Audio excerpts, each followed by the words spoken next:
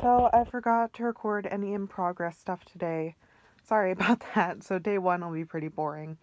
But what I got done is these are the back and side back pieces, and I got them sewn together at the side seams and along the back. And then it's already lined because I sewed them together at the back.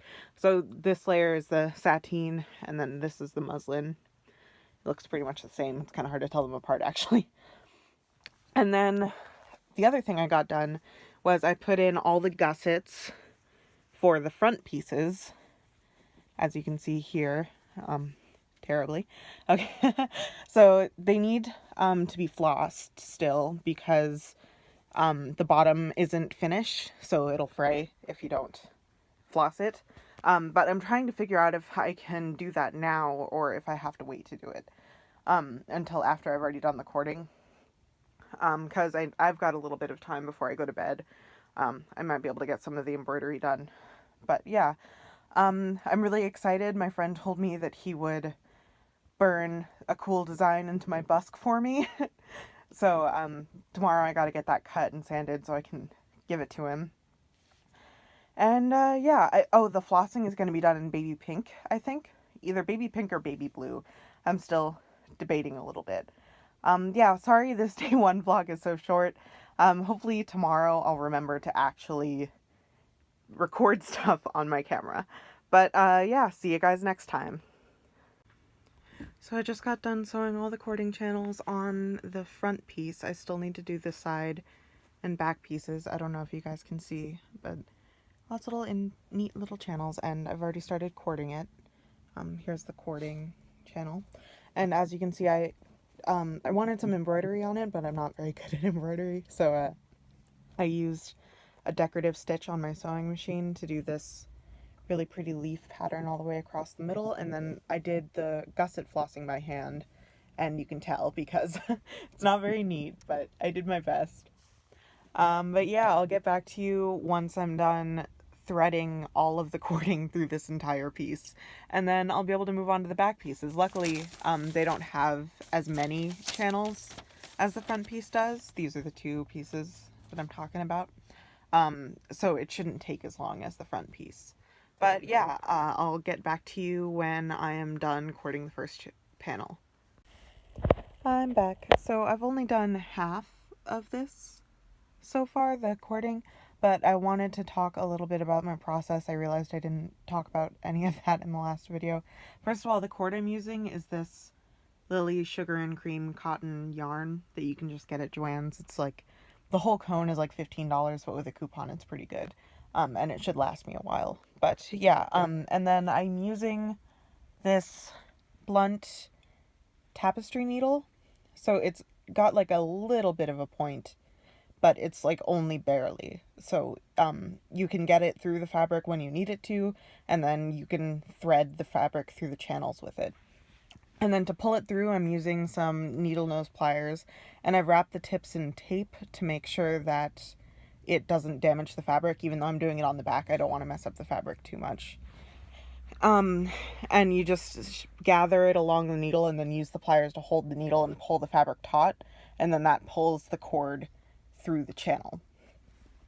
And as you can see, you're supposed to leave long tails on the ends on each end, so that like later on I can stretch the fabric out a bit and try and suck as much cord in to the channel as I can, and then that'll keep it good and sturdy. And then the other thing is there's two boning channels on the side of each bust cup. So I'm going to be using some flat steel bones for that. And those were the only things I could think of to talk about, so this time I really will be back when I've finished this piece. Done with the front panel cording, yay! Okay, next I need to do the cording on the back side pieces, and there's a lot less to do, so I think it won't take anywhere near as long as this front one did. I think it took me like 2 hours to cord this whole thing, and I'm probably just slow. But yeah, see you guys when I've finished that. Oh, and after I cord them, I needed to trim them back down because you add to the seam allowances to make up for the bulk of the cording. and you need to trim them back down to the same size as the pattern piece. So I'll be doing that, and then I will come back and show you guys that before I sew everything else together. There I go, forgetting to record again. But I got a lot done. I finished all the cording all the way around. And I clipped it off and trimmed it down so it's the normal size from before when I had the excess. And now I am hand stitching with a needle in my bed. That's dangerous. Don't do that, kids. I'm hand stitching the lining down here. So the next thing that I have to do, I think, is sew a boning channel that goes down this side right here. And I'll probably use a spiral bone. I might use a flat one. We'll see, whichever's easiest. And then after that, I think all that's left is to put on the binding. The binding's a little weird because at the top center, there's going to be a wooden busk, and it needs to be removable for cleaning. So there's going to be like a drawstring thing involved and like a little opening so you can pull the busk out. So I'll talk more about that when I get to it. But yeah, it's going really well so far. All of this has been done in one day, other than the stuff that I recorded at the first clip, because I am crazy and I don't have anything better to do because it's summer. So we'll see. I probably won't get it done tonight. I'll probably get it done tomorrow, but yeah. All right, all done with hand tacking the lining down, and I sewed, I don't know if you can see it, I sewed a bone channel on either side of the front. And a bone will go in there, of course. But yeah, I think this is where I'm going to stop for the night because I'm getting kind of tired. My hands hurt from sewing. So yeah, all that's left to do is insert the bones, of course. I haven't cut them to length yet.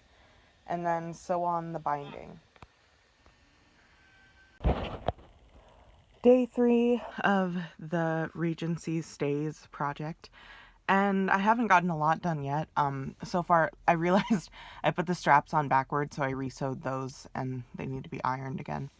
I realized I was supposed to do the eyelets, like, forever ago in the order of steps, but I haven't done it yet because I need to buy some buttonhole thread that matches this embroidery that I did and the flossing. I could use white too, but I'm out of white buttonhole thread, of course, so gotta wait until my dad gets home so I can use his car. But oh well. So next what I'm doing is I need to cut and sand all of the boning for all of the channels. I think there's like 6 total bones. No. Like 1, 2, 3, 4. And then, so 8 total. And I realized I don't think I was supposed to do 2 boning channels here. I think I was only supposed to do 1, even though 2 are marked on the pattern. Because in the instructions and in the tutorial I'm following, it says to only do 1. It doesn't specify, but it only shows 1, so I'm assuming that's what you were supposed to do. But I've already done both boning channels, so I'm just gonna have extra boning in the boobage area to like keep it nice and compact and the bust in the right shape. So yeah, cutting boning, it's fun, I guess. I'm using those tin snips and just cutting the boning to length. This is actually the piece that I used for the back on the mock-up because originally I was going to do the full length corset and not the short stays, but I decided to do the shorter one because I'm low on time. So I need to recut these and cut more pieces for all the other places. So I'll be back once I'm done cutting all of them to length, and then I can do the binding probably. So yeah. Back again, I wanted to talk a little bit about my process for how I'm cutting and inserting the bones. So here's one that I'm working on now, and it's going to go right here.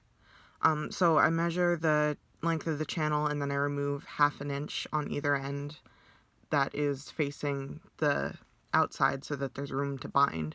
So on these two, I only need to take off 1/2 inch at the top, but on ones that, like this diagonal one, or the ones at the back, I took out 1/2 inch off both ends because it's touching both the top and the bottom. But yeah, so I cut them to length, and then I'm sanding them with this metal rasp, and I keep catching my fingernails on it, and then they wreck my nails, so that's great. But they have to be a little bit rounder than, you don't want them to be sharp because then they could cut through the fabric and then be really bad. And then after I cut them and sand them, I got them with these tin snips. They're huge and scary. And then after I sand them with the rasp, then I wrap them in plumber's tape, which should make them not waterproof, but like it should allow them to go through dry cleaning without too much damage to the bone itself. So yeah, that's the goal anyway. Hopefully I just never need to clean this. I guess it's the hope with all corsets, is that you just don't clean them very often. But we'll see how that ends up going. Anyway, I'll finish getting in all the bones, and then I'll come back probably after I've stitched on the binding. Got the top and bottom binding stitched on the outside. So now I need to hand tack it on the inside, and it'll look nice and finished like that. As you can see, I didn't do this top part because there's going to be a separate binding there after I finish this part, the sides. There's going to be a separate piece of binding along the top, and that's so I can have a drawstring that'll pull the bust in more if I need it. And then down here at the bottom, I skipped over where the bust goes because I'm going to stitch that by hand to just the top layer of the fabric, and this way the busk will be removable for cleaning and also to show off the busk, because my friend is wood burning into it. So yeah, lots of hand sewing in my future. I'm watching Grand Designs on Netflix, and I'll just be hand stitching the binding down on the inside. I'll come back after I have done this binding and have started on the top binding. Yay, done putting on the bottom and side binding. It's all the way up the strap and around the tip, and it's all hand whipped on the back. So now I just need to do this top edge, and then literally all I have left to do is the eyelets. But I'm not going to get those done today. I decided, because I have to work, well, it's not really work, but I have to help my dad at the shop tomorrow, so I'm gonna wait to do the eyelets until then, because it's just like a lot of sitting around. But yeah, just the top left to do, and I gotta put in a ribbon so I can drawstring it, and yeah. Done with the top binding now, and oh boy was that an adventure. I thought I'd try and be lazy and do these top two eyelets by machine. You can probably tell that there's some thread left from when I tried to do it by machine. Come on, camera, focus. Focus. There's still some scarring from where I tried to do it by machine. And it ended up terrible, so I ripped as many out as I could, and then I tried hand sewing them in, and they just look atrocious, but they're on the inside, so no one's going to see them. But that's all the binding done now. All that is left is putting in the back eyelets, which I should have done a million steps ago, but I'll probably get that done tomorrow. So, done for today. So this has been day 3 of the corset madness, I believe. Tomorrow will be day 4 and the final day. Sorry for the messy room in the background, but I am completely done with my Regency stays. At first I was kind of upset. I thought that they didn't turn out right because they're very soft and like not very structured. But I posted on the class discussion group about it, and everyone encouraged me and said this is how they're supposed to be, and also I probably shouldn't have done short stays because I'm plus size. But yeah, I think it turned out okay. This isn't the final busk. This is just another paint stirring stick I cut down because my friend is still working on the busk. And yeah, I'll probably get a detail shot of the eyelets, but that is it. This project is officially done, and now I can move on to the petticoat. Just wanted to show a close-up of the eyelets that I did by hand. So they look funky, but you know, I think that I kind of like the hand sewn look. So what I did is I poked holes with an awl to separate the fibers, and then I overcast over the whole edges once, very like loose, well not loosely, but very quickly to like hold the hole open.